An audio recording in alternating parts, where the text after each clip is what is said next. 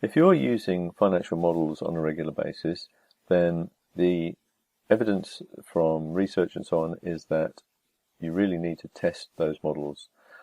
If you don't know how to go about that, then we have a free tool that you can download from our website, and I'm going to show you some of the functions. We've got a few short lessons in how to do each of these little tasks. So first of all, to download it, on our website, numeritas.co.uk, under the Resources tab, down at the bottom here, you'll see Software.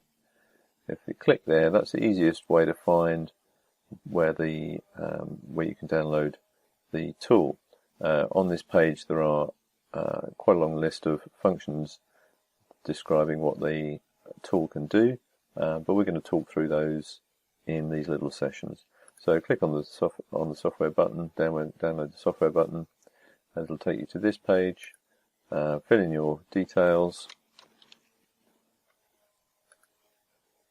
and download now, and that will take you to this page. Once you get there, you will receive an email to the email that you've submitted with a link, and that will install the tool for you.